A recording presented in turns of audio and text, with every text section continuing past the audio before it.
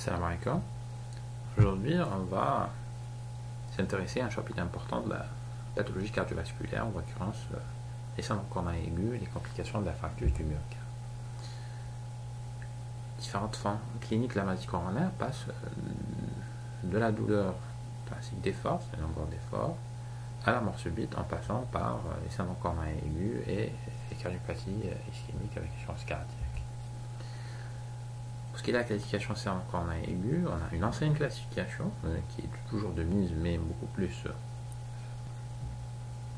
comme diagnostic ultérieur de sortie, qui divise la maladie en angor stable, angor instable, infarctus sans ventricule et infarctus avant ventricule, et une classification plus récente, plus pratique sur le plan prise en charge en urgence des patients, qui classifie la maladie coronaire en angor stable et en syndrome coronarien aigu sans décalage avec décalage extrêmement ST. Récemment, il y a une année, dans les dernières recommandations européennes, le terme angor stable a été substitué par syndrome coronarien chronique. C'est-à-dire, si on prend l'ancienne classification, on prend l'angor instable et infarctus du myocarde qui représente les syndromes coronariens aigus. C'est-à-dire, on classifie les syndromes coronariens aigus selon la présence ou pas de sus-décalage persistant du segment ST à l'ECG. L'origine de ces pathologies est les facteurs de risque. Ces différents facteurs de risque vont contribuer au développement de l'athérosclérose qui passe du strélipidique vers la plaque sténosante, donnant l'angor d'effort. Et dans le cas des plaques compliquées avec rupture et formation d'athérothrombose, on aura les syndromes coronariens aigus. Petit rappel sur la circulation coronaire. Le cœur est irrigué par les artères coronaires, on a un réseau gauche formé du tronc coronaire gauche qui donne l'artère interventionnelle antérieure et la circonflexe, et la coronaire droite qui vascularise la partie inférieure du cœur. Ces artères coronaires irriguent des territoires prédéfinis du myocarde, principalement ventricule gauche qui est la pompe réelle du cœur. On a l'interventriculaire antérieure en rouge, elle irrigue les parties antérieures antéroceptales du myocarde, dans ses portions basales, médiane et apicale, et l'apex.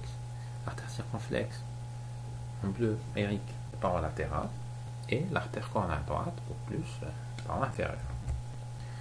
En sachant que sur l'ECG, on peut identifier les différents territoires myocardiques, on peut, à partir de signes électriques localisés à l'ECG, évoquer les différents territoires myocardiques atteints d'ischémie et, en corrélation, suspecter l'artère coronaire malade coupable. Ici, c'est une image post-mortem. Le patient est présenté d'un infarctus du myocarde, vous voyez l'idée d'un infarctus qui apparaît en noir avec une lésion périnéphrotique. Le plan physiopathologie, on différencie l'angor d'effort durant lequel on a une augmentation des besoins sans augmentation des rapports d'effort, et les syndromes coronariens aigus, ici on aura une diminution des apports lors des besoins de base, c'est-à-dire au repos. Ce qui explique une douleur angineuse au repos. La source du survenu des syndromes coronariens aigus, c'est la plaque athérosclérose compliquée.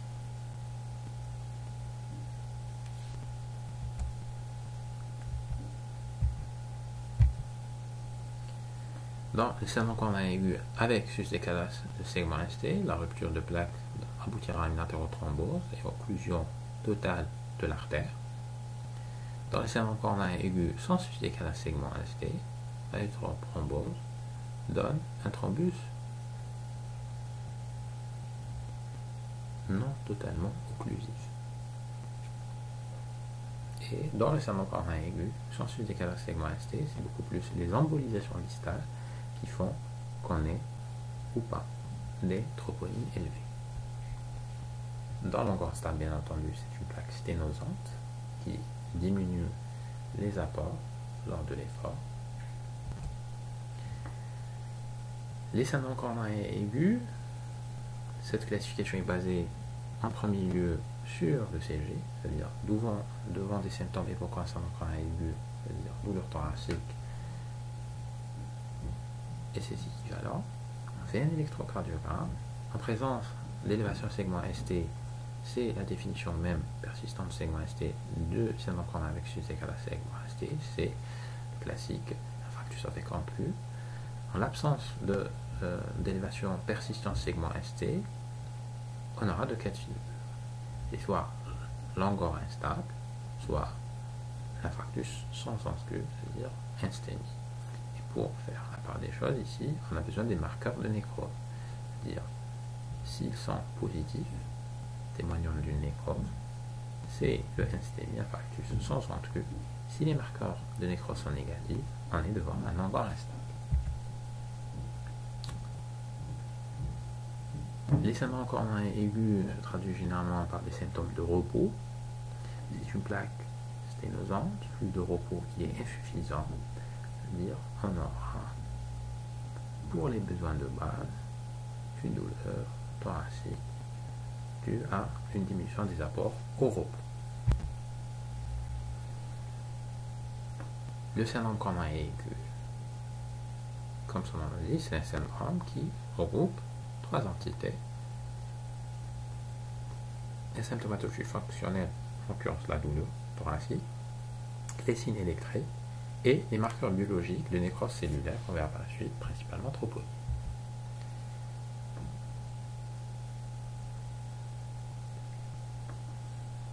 Cette classification est très importante à intégrer pour la prise en charge et le diagnostic de ces syndromes coronariens aigus. Pour ce qui est des éléments diagnostiques du syndrome coronarien aigu, le maître symptôme, c'est la douleur thoracique, témoignant d'insuffisance coronarienne. On peut avoir des douleurs thoraciques typiques, médiothoraciques, constrictives, à type d'oppression avec irradiation vers les bras, la mâchoire, souvent accompagnée de troubles digestifs, c'est la forme typique. Comme on peut avoir des formes atypiques, surtout chez le sujet âgé et le diabétique. Ces formes atypiques le sont soit par la localisation de la douleur, qui n'est pas forcément médiothoracique, sa nature, qui peut être moins marquée, par l'absence d'irradiation, ou au contraire, la prédominance de la douleur au niveau des tissus d'irradiation, alors qu'au niveau médiothoracique, elle est beaucoup plus atténuée. Comme cette douleur peut être absente, surtout chez le diabétique. Il est important de noter l'horaire de début qui est déterminant pour la décision thérapeutique ultérieure. Il traduit la durée de l'ischémie, surtout dans le syndrome coronarien aigu avec sensus décalage segment ST. Le début de douleur traduit l'occlusion totale de l'artère et ce délai, surtout le délai entre le début de la douleur et lors de la prise en charge, est primordial pour la décision thérapeutique et le pronostic du patient. Il faut prendre en compte les éventuelles heures de recrudescence et le passage à une douleur continue avec des phases intermittentes, parce que dans certains cas, on peut passer par une phase où la douleur est intermittente, traduisant beaucoup plus un angor instable, c'est-à-dire le thrombus n'obstrue pas complètement l'artère, expliquant que la douleur cède par intermittence, et c'est au moment de la recrudescence ou au passage à une douleur continue qui ne cède pas qu'on aura l'occlusion totale de l'artère. Devant cette douleur thoracique, il faut une médication précoce pour prise en charge rapide des complications et poser l'indication de traitement de reperfusion.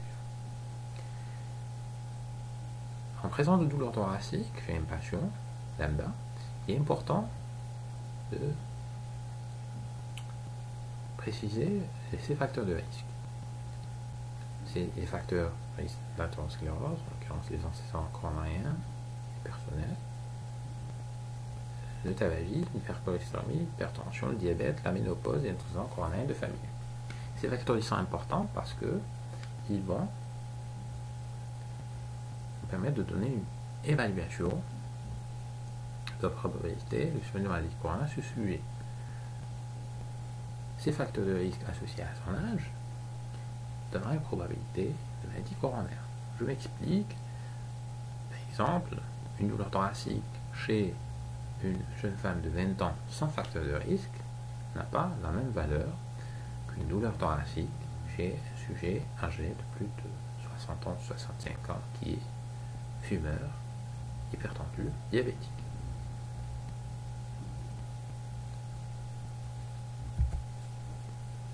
L'examen clinique permet d'évaluer le retentissement de la pathologie coronarienne en recherchant des signes d'échéance cardiaque, l'auscultation cardiaque, la recherche des souffles cardiaques récents, la recherche de frottement péricardique, la recherche de coupe périphérique, sachant que dans le syndrome coronarien aigu non compliqué, généralement l'examen clinique est parfaitement normal. Les patients peuvent parfaitement avoir une auscultation cardio-pulmonaire normale, pression artérielle normale, des examens vasculaires et autres totalement normaux. Le patient peut se présenter uniquement avec une douleur thoracique sur un examen clinique parfaitement normal. D'où l'intérêt de faire systématiquement et rapidement un ECG devant toute douleur thoracique.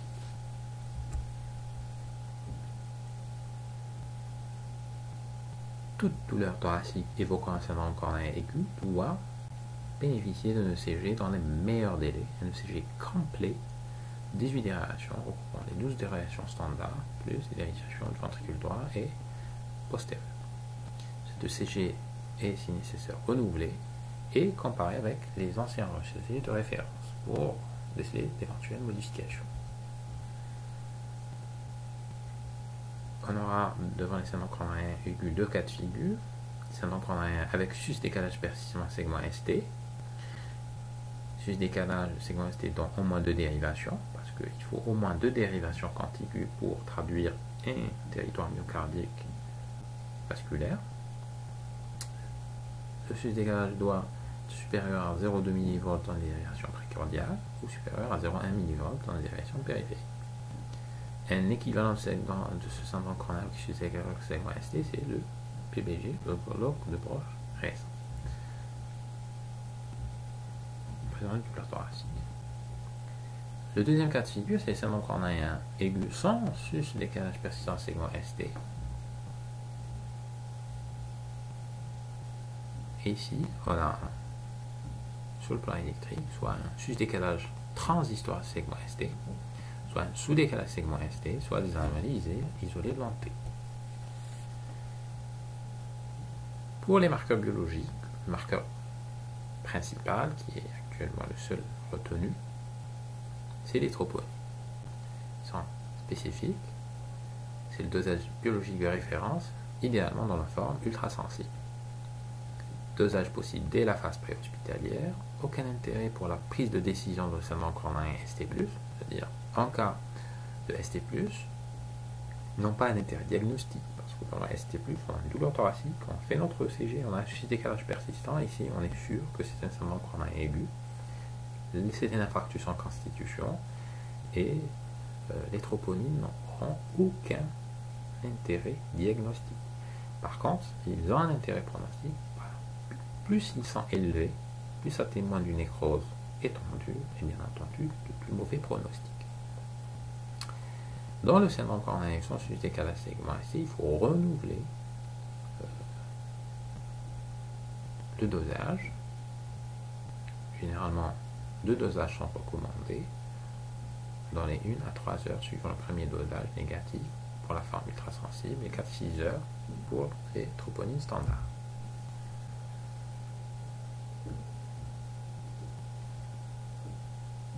Si on reprend notre algorithme de prise en charge, on commence toujours par la clinique.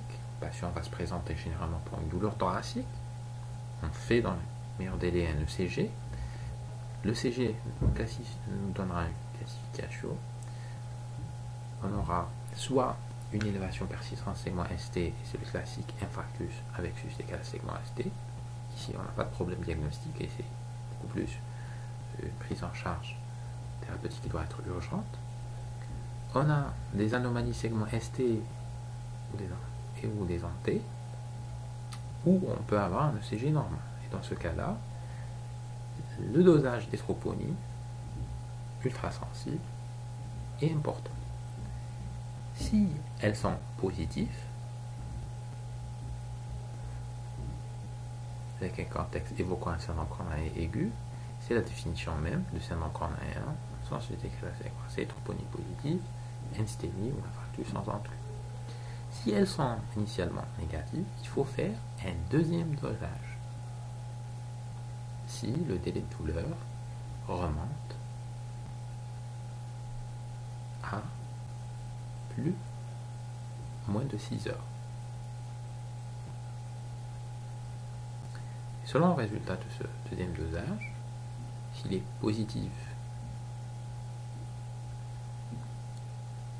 c'est un syndrome coronaire aigu troponine positive.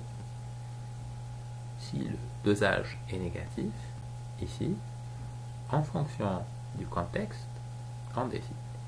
Si le contexte clinique et électrique, la probabilité d'avoir une maladie coronaire est très importante, avec une douleur thoracique typique, c'est le diagnostic d'angoisse instable. Si le contexte clinique électrique avec des troponines négatives, si le contexte clinique électrique n'est pas en faveur d'une maladie coronaire, qui est beaucoup plus, il faut rechercher d'autres étiologies à la douleur thoracique.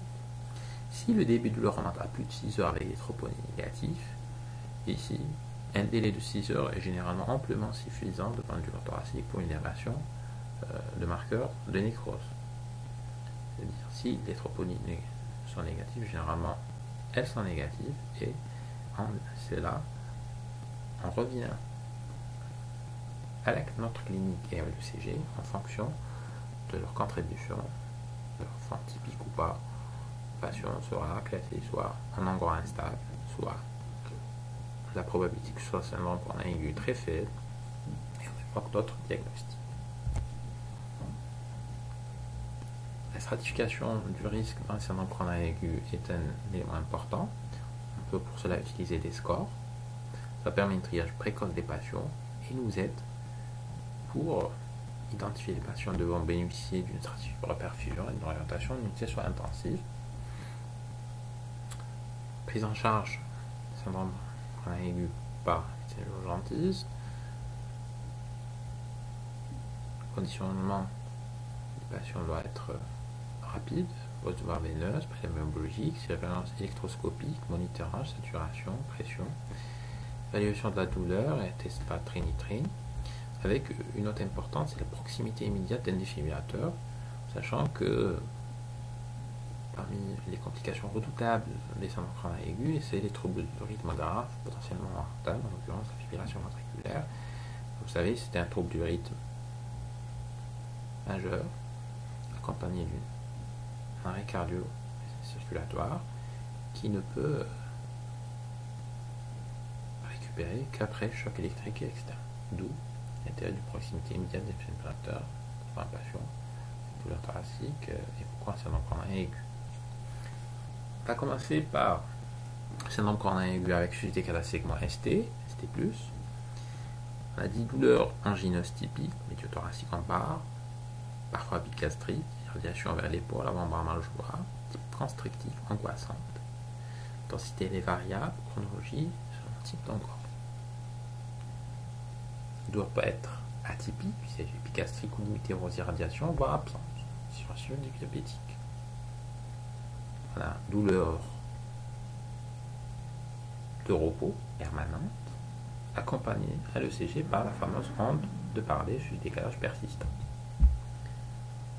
L'examen clinique souvent normal, peut avoir un faible IQ à partir de la 6e heure. On recherche des signes de glucose sous-jacente et signes de mauvaise tolérance de complications. On fait le ECG complet, rigoureux, différentes déviations. le CG, c'est l'examen clé dans l'intelligence des syndromes coronariens aigus. Dans le syndrome coronarien aigu avec suffisance décalage segment ST, on a une occlusion totale de l'artère.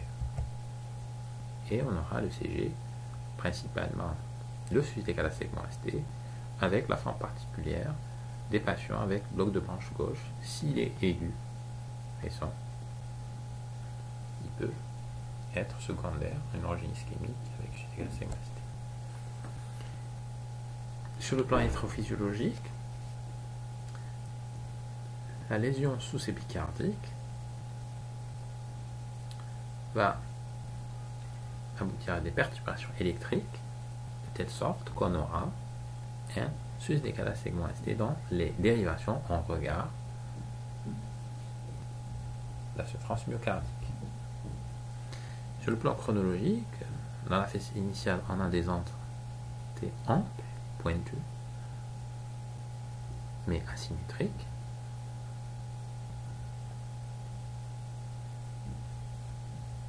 Initialement, et plus elles deviennent symétriques, elles témoignent d'une ischémie. C'est le courant d'ischémie sous-endocardique.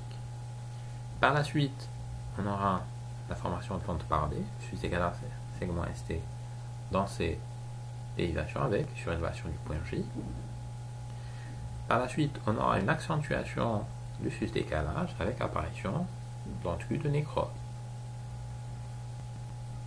Et, ultérieurement, des heures tardives, on aura une diminution du sus-décalage segment ST et une négatisation des antés. Première heure, ischémie sous-endocardique, grande antée pointue. Phase aiguë, plusieurs jours, on a un courant de lésions sous-épicardiques sur des segments ST. On aura l'ischémie sous-épicardique, ventée négative. Et on a la formation d'anticus. Les différents territoires électriques que vous connaissez, on a le territoire de V1, V4 antérieur, les territoires latéral, antérolatéral, antéroseptal, inférieur, inférolatéral, postérieur, postérieur et étendu, selon différentes dérivations. Et chaque territoire, généralement, est irrigué par une artère prédéfinie, ce qui nous permettra, en cas de douleur thoracique, en faisant le CG, on peut évoquer l'artère probablement coupable occluse. Premier exemple.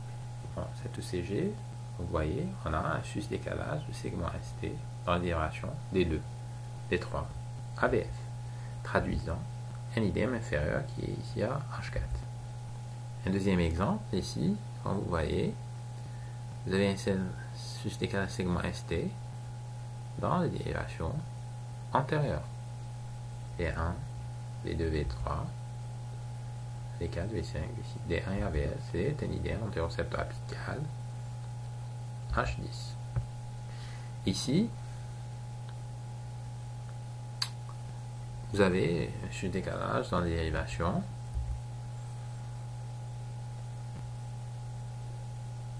plus ou moins apparent, V5, V6, mais c'est pas très marqué.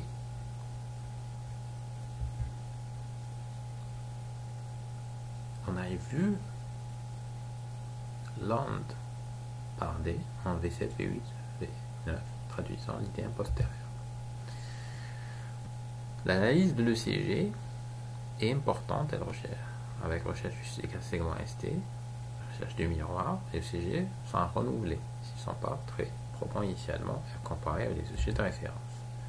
Comme on a vu, on peut avoir des antés pointus, symétriques, on peut avoir des décalage segment ST, des anticus de nécrose. L'analyse de l'ECG peut être plus ou moins difficile dans certaines situations, en présence de bloc de branche gauche, chez les patients portant d'un pacemaker, et en cas d'hypertrophie ventriculaire gauche est important. Il faut aussi évoquer les différents diagnostics différentiels chez les décalage segment ST. L'analyse de l'ECG permet d'analyser les différents territoires, identifier plus ou moins l'artère qu'on a responsable, rechercher les complications prévisibles, rythmiques, troubles de la conduction et origine possible des complications hémodynamiques. ici, on a un chute décalage segment ST, une vibration antérieure, okay, et secondaire à une occlusion au niveau de l'artère interventriculaire distale. Et on a une image en miroir avec chute décalage segment ST dans le territoire inférieur. Devant un syndrome aigu, il faut éliminer les principaux diagnostics différentiels. Sur le plan clinique, il faut éliminer péricardite et myopéricardique, les dissections articulaires pulmonaires, les infections pleuropulmonaires et les pathologies digestives. À l'ECG, quand on a un décalage segment ST, il faut éliminer l'ectasie ventriculaire, les repolarisation précoce et les HG importantes. D'où, dans certains cas, l'intérêt de l'ECG de référence, mais c'est des cas exceptionnels, on arrive facilement à éliminer les diagnostics différentiels dans la plupart des cas. Biologie, c'est les troponines, surtout ultrasensibles, qui sont, comme leur nom indique, ultrasensibles.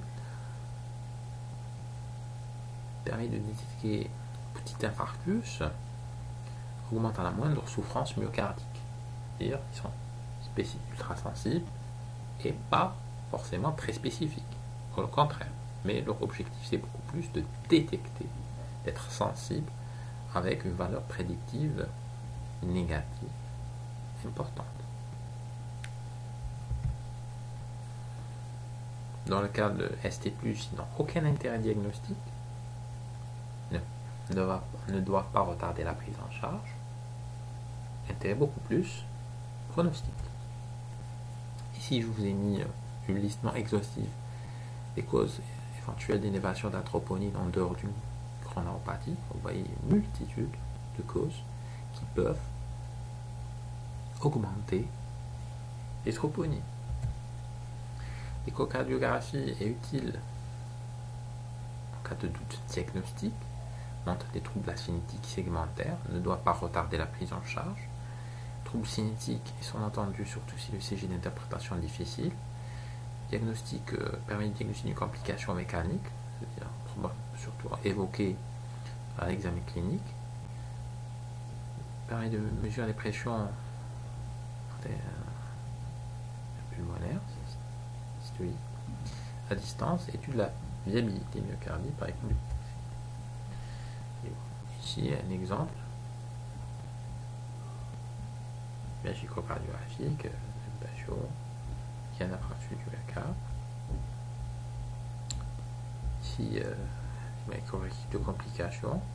À gauche, vous avez un patient qui a une communication interventriculaire. À droite, un patient qui a un thrombus au niveau de l'apex du ventricule gauche. Différentes complications d'infarctus, on peut les classifier en troubles du rythme et de la conduction, complications hémodynamiques et mécaniques, elles sont heureusement plus rares et de mauvais pronostics. On a ischémie myocardique, langor, post-infarctus. Complications rythmiques, c'est principalement les arythmies ventriculaires, tachycardie ventriculaire, fibrillation ventriculaire, avec le risque de mort subite. Tachycardie supraventriculaire, bradycardie par toute la conduction. Le traitement, c'est principalement hospitalisation soins intensifs avec surveillance. Les troubles du rythme ventriculaire grave, va bénéficier d'un choc externe. Et les troubles de la conduction avec bradycardie importante doivent bénéficier d'une stimulation temporaire. Et bien entendu, on peut utiliser différentes thérapeutiques pour pallier ces complications antiarythmiques et sympathomimétiques. Exemple de type d'arythmie là, ici on a un infarctus du myocarde compliqué de tachycardie ventriculaire. Ici, il y a un infarctus du myocarde compliqué d'un bloc ventriculaire complet avec passage systolique. Pour ce qui est des complications hémodynamiques, elles déterminent le pronostic. Le CD de la classification TILIP qui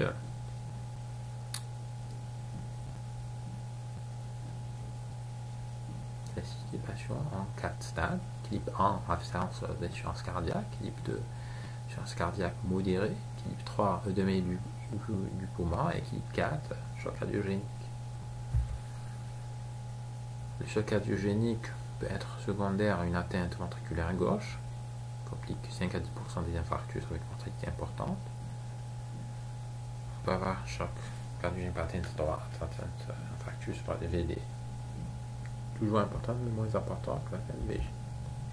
Ce qui démontre mortalité, complications mécaniques, on peut avoir une chance mitrale par rupture du pilier, on peut avoir une communication interventriculaire par rupture du septum, on peut avoir une rupture de la paroi libre dans le péricarde avec tamponade et hémopéricarde mortel. La prise en charge des saignements de coronary aigus doit être précoce, rapidement médicalisée, d'où l'intérêt de prendre en charge ces saignements de coronary aigus en réseau. Le patient qui a une douleur thoracique ne doit pas se déplacer lui-même à l'hôpital, mais il doit appeler les services médicalisés du SAMU qui se déplacent au lieu du patient et doit, devant une douleur thoracique, lui faire sur place un électro, un ECG, et en fonction du résultat de l'ECG, décider la prise en charge. De cette manière, le patient peut être le plus rapidement possible médicalisé et peut bénéficier d'un éventuel traitement d'un trouble du rythme grave par la présence d'un défibrillateur à côté. Et en fonction de l'ECG, en cas de présence d'un saignement coronary avec suffisance égale à segment ST, la décision d'une reperfusion immédiate précoce doit être réalisée et selon l'organisation qu'on verra par la suite, on décidera de quel traitement peut bénéficier le patient. La prise en charge, c'est bien entendu traiter la douleur, on peut avoir recours même au morphine en cas de douleur importante, de l'oxygène en cas de désaturation, de l'aspirine, éventuellement des inhibiteurs. Généralement, en cas de syndrome coronary aigu avec suffisance égale à segment ST, c'est une douleur trinitro-résistante, c'est-à-dire la douleur ne cède pas à l'administration de trinitrine.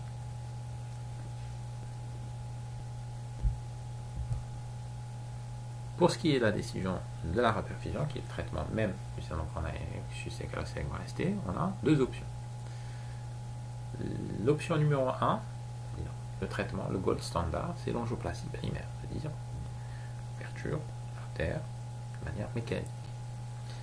Ses avantages, c'est qu'elle permet d'aboutir à plus de 90% de recanalisation avec un flux TIMI 3 normal.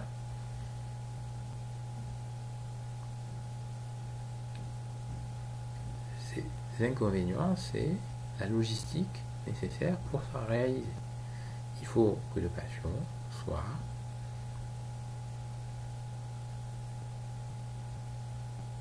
à côté d'un centre de cardiologie interventionnelle, avec prise en considération des transports vers ce centre de cardiologie interventionnelle qui doit avoir une équipe disponible H24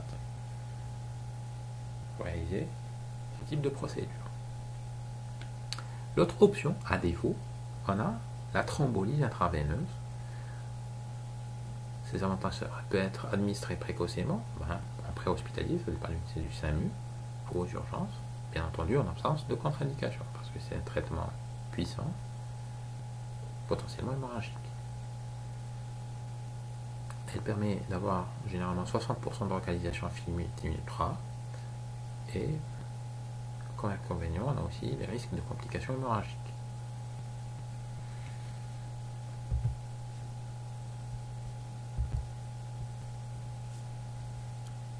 Le traitement de reperfusion est déterminé par deux éléments. Délai de douleur, premier contact médical, qui traduit le temps ischémique, c'est-à-dire le temps sur lequel l'artère est occluse. C'est le début de prise en charge médicale permettant de réaliser le CG disqualifiant, c'est-à-dire on prend l'horaire du début de la douleur, qui est généralement indiqué par le patient, et l'horaire du contrat médical, généralement, c'est l'horaire de la réalisation de l'ECG qualifié. Et par ce délai, on a ce qu'on appelle le délai de douleur, premier contact médical, hospitalisation. On a le deuxième délai, c'est-à-dire le délai premier contact médical délai, possibilité d'angioplastie primaire. C'est-à-dire on prend en compte le temps de conditionnement, le transport du malade, délai de trajet, surtout s'il est transporté par le SAMU, temps d'installation sur la table, réalisation en coraux, passage du vide, et c'est un délai important pour la décision du traitement de la perfusion. Pour l'angioplastie, son principe, c'est il faut ouvrir l'artère de manière mécanique, généralement, avec implantation d'un stent coronaire pour ouvrir l'artère. La thrombolyse, on utilise généralement des produits thrombolytiques, principalement la ténectéplase et la RTP. Exemple d'angioplastie primaire, on vit ici, l'image à gauche, une artère coronaire droite amputée, sans segment moyen. L'image à droite, on voit l'implantation d'un stent qui permet de rétablir le flux dans le segment moyen et distal de la coronaire droite. Le principe, c'est faire passer, cathétériser l'artère, faire passer une guide et implanter un stent rétablissant le flux au niveau de l'artère.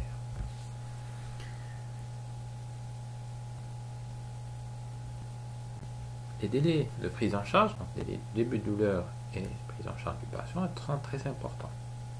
Parce que plus c'est précoce, plus le résultat thérapeutique est meilleur. Dans les 3 premières heures, le traitement de la perfusion a un effet très bénéfique, efficace. Au-delà de la 3e heure, entre 3 heures et 6 heures, c'est moins efficace. Ici, c'est beaucoup moins efficace que l'angioplastie. Au-delà de 6 heures, l'intérêt de la thrombolyse est beaucoup plus pour diminuer l'étendue du territoire nécrosé que pour avoir vraiment un impact sur la mortalité.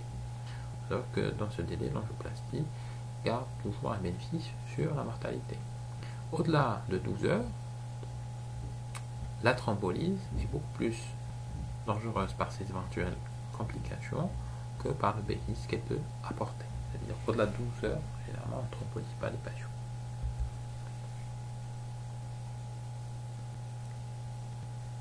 En instaurant un traitement de perfusion, il faut surveiller le patient sur le plan clinique, électrique, biologique, avec recherche des signes de reperfusion. Sur le plan clinique, on a une anesthésiation de la douleur, disparition de la douleur. Sur le plan clinique, une diminution, une régression du CK-ST de plus de 50% des cas.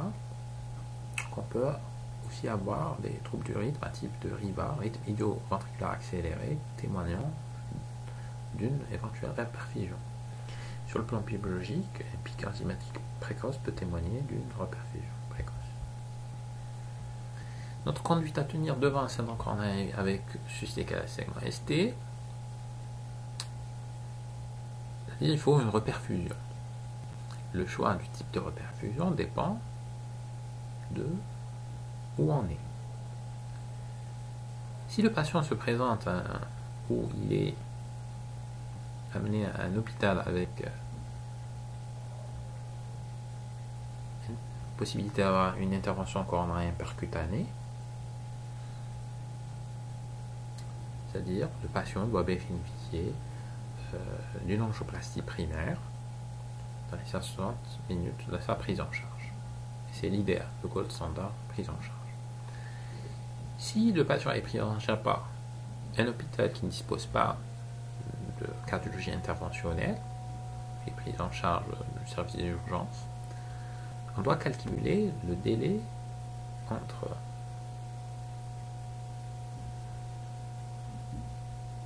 le premier contact médical et une éventuelle réalisation d'une angioplastie primaire. Si ce délai, si on peut faire une angioplastie primaire dans les 120 minutes, on transfère le patient vers un hôpital où on peut faire une angioplastie primaire. Si ce délai de réalisation de l'angioplastie primaire dépassera les 120 minutes, on ne transfère pas le patient directement, mais on réalise une fibrinolyse, une thrombolyse, Par la suite, on transfère le patient vers un hôpital doté de salle de cathétérisme pour réaliser une coronarographie. Si on a un échec de la thrombolyse, c'est-à-dire persistance de la douleur, persistance du décalage, ici on réalise immédiatement une angioplastie, ce qu'on appelle une angioplastie de sauvetage, parce que l'échec de la thrombolyse, c'est-à-dire l'artère est toujours occluse. Si la thrombolyse a réussi avec des signes de succès, c'est-à-dire disparition de la douleur, régression de plus de 50% du décalage, ici on réalise une coronographie de contrôle au-delà des 3 heures de la thrombolyse jusqu'à 24 heures, et pour vérifier que réellement l'artère est ouverte et qu'il n'y ait pas de lésions critiques qui peuvent se réouvrir. Le traitement adjuvant est basé sur, bien entendu, l'anti-agrégation plaquettaire, l'aspirine. Un deuxième anti-agrégant plaquettaire, de préférence, le prasugrel, le ticagrelor, c'est un nouveau anti-agrégant plaquettaire. À défaut, on donne le clopidogrel. Les anticoagulants type héparine.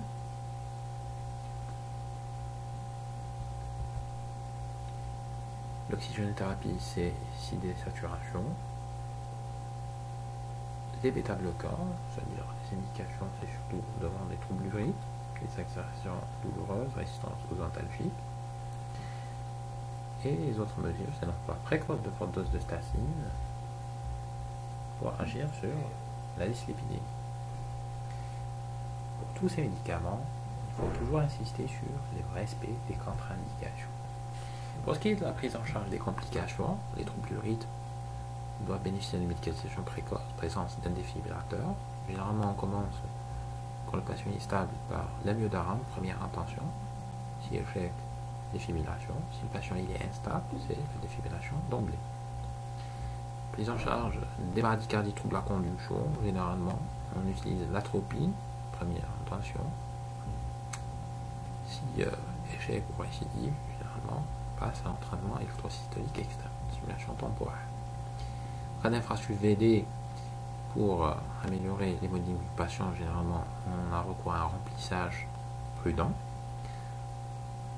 Cas d'insuffisance ventriculaire gauche, aiguë du poumon, on prend en charge de manière standard l'œdème du poumon, téléménitrée, furosémie, les ventilations, éventuellement. En cas de choc cardiogénique, c'est dobutamine, contre-pulsant, éventuellement intra-aortique dans certaines situations, assistance circulatoire, et surtout, il faut traitement chirurgique au perfusion du patient. Tout patient ayant un syndrome coronarien ST+, doit être admis en USIC. Au mieux dans une USIC associée à un plateau de cardiologie interventionnelle. L'admission directe en salle de cathétérisme, initialement, c'est-à-dire un patient qui a une douleur thoracique doit appeler le SAMU. Le SAMU se déplace chez le patient, réalise un ECG. En cas de diagnostic d'un emprunt aigu avec suivi d'égalisation ST, le SAMU doit préférentiellement transférer immédiatement le patient en salle de cathétérisme sans passer par les urgences, que ce soit cardiologie ou générale, directement dans la salle de cathé pour raccourcir les délais de prise en charge. Parce que ce qu'on appelle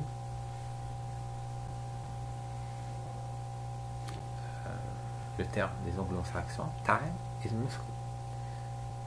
C'est-à-dire, tout le temps qui passe avec une douleur thoracique de repos chez ce patient, c'est du myocarde du patient qui est en train de se nécroser. C'est-à-dire, plus on raccourcit les délais de prise en charge, plus on accélère la reperfusion de l'artère, plus on diminue l'étendue de la nécrose. Et bien entendu, on améliore le pronostic du patient. Maintenant, on va passer au syndrome coronarien aigu sans décalage segment ST. Ici, l'occlusion de l'artère n'est pas totale, mais partielle. Devant la douleur thoracique, il faut faire un ECG, qui permettra déjà initialement d'éliminer un syndrome coronal aigu avec suffisance égale à segment ST. On peut avoir le CG les différentes modifications électriques sous décalage segment ST. T négatif, qui peut être même normal, d'où l'intérêt de le répéter. Les ondes T pointuées symétriques. Positif, c'est ischémie sous endocardie. Négatif, ischémie sous endocardie. On peut avoir le courant de lésion sous endocardie, sous décalage segment ST, comme on peut avoir un décalage transitoire du segment ST, c'est-à-dire un décalage qui ne dure pas plus de 20 minutes. Ici, l'atteinte sur le plan anatomopathologique n'est pas transmurale, et beaucoup plus, elle touche la région sous-endocardie. Pourquoi? Les modifications électrophysiologiques ont une traduction sur le plan électrique, généralement sous décalage segment ST.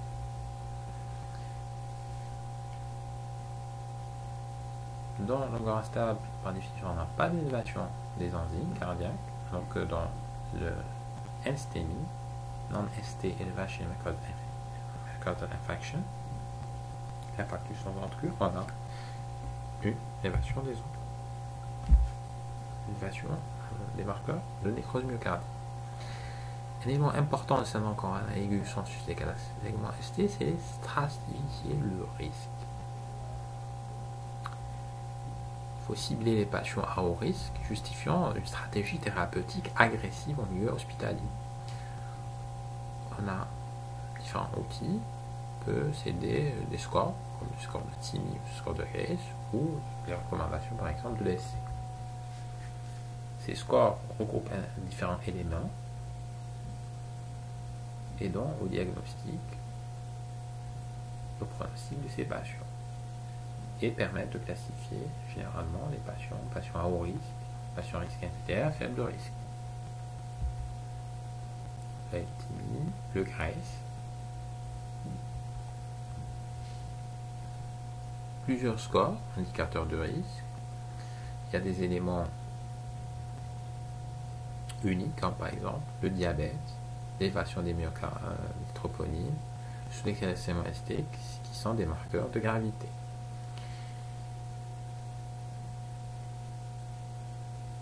Si la stratification du risque aboutit à un faible risque,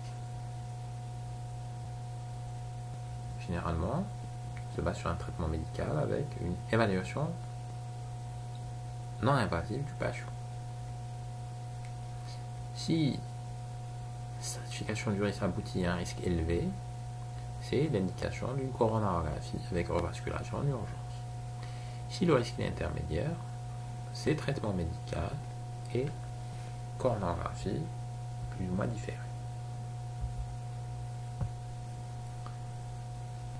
On a les patients à très haut risque, c'est les patients qui ont des douleurs persistantes ou récidivantes malgré le traitement, c'est l'angor réfractaire, ou des patients qui ont des signes de choc ou d'insuffisance cardiaque, les patients avec arythmie ventriculaire gauche. Les patients à haut risque, les patients qui ont des troponines élevées, des variations de segment ST. Les patients à risque moyen intermédiaire, c'est les patients qui ont une FEVG inférieure à 40%, les patients diabétiques, patients rénaux, antécédents d'infarctus, une angioplastie, du pontage. Les patients à bas risque, c'est les patients qui n'ont pas ces éléments précités, qui ont eu une seule crise angineuse sans récidive, pas de signe d'insuffisance cardiaque, troponine négative à deux reprises, et pas d'anomalie ECG sur des électros répétés.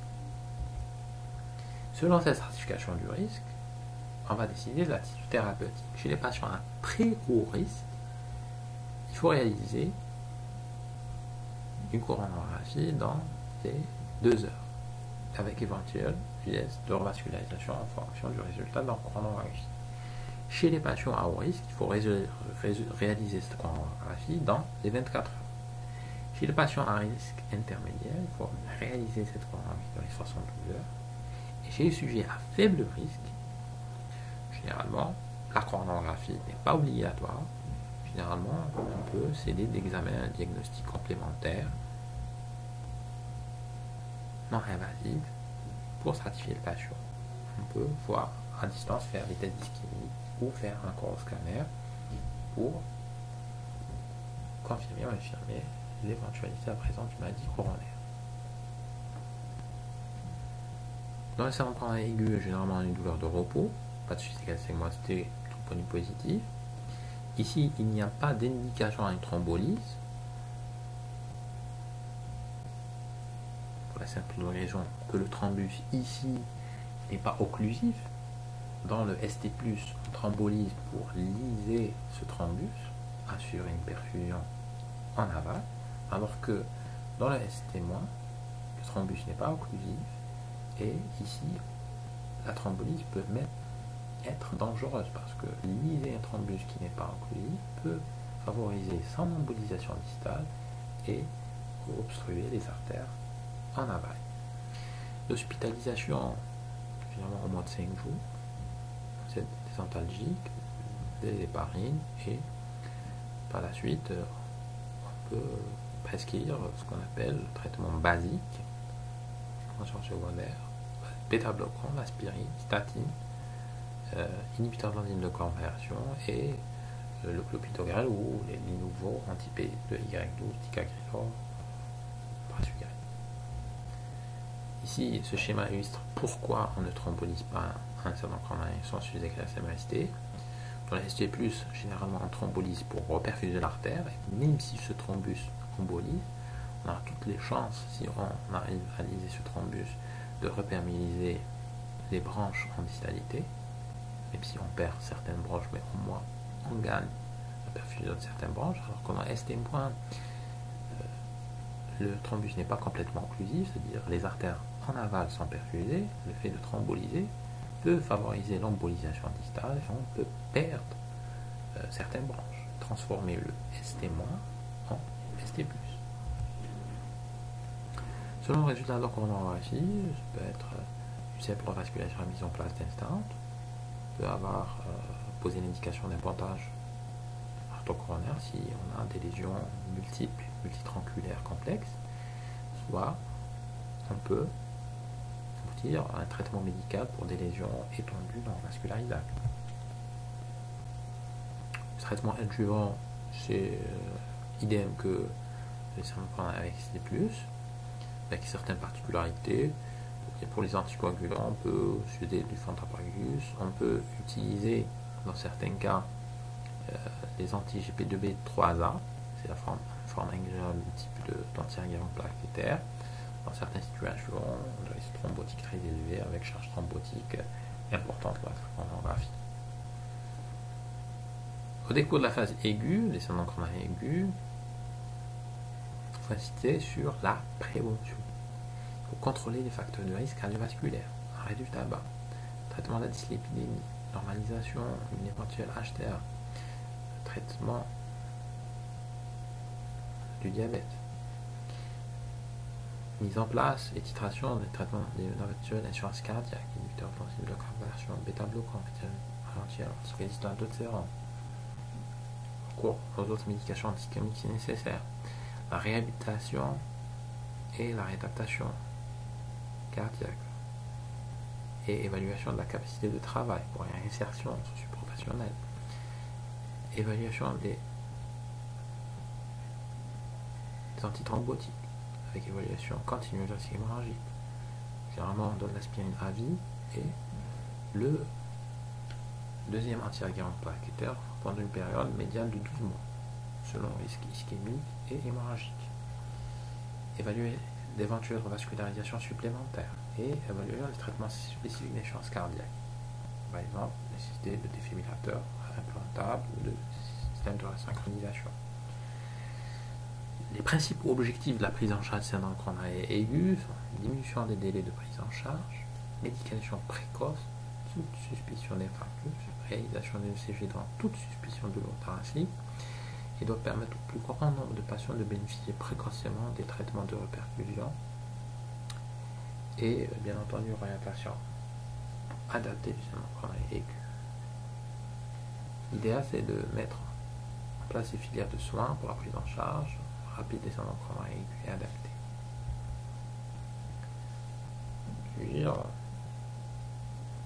petite évaluation, il vaut mieux éviter un sujet coronarien d'effectuer des travaux l'exposant à la chaleur. Pourquoi? Selon.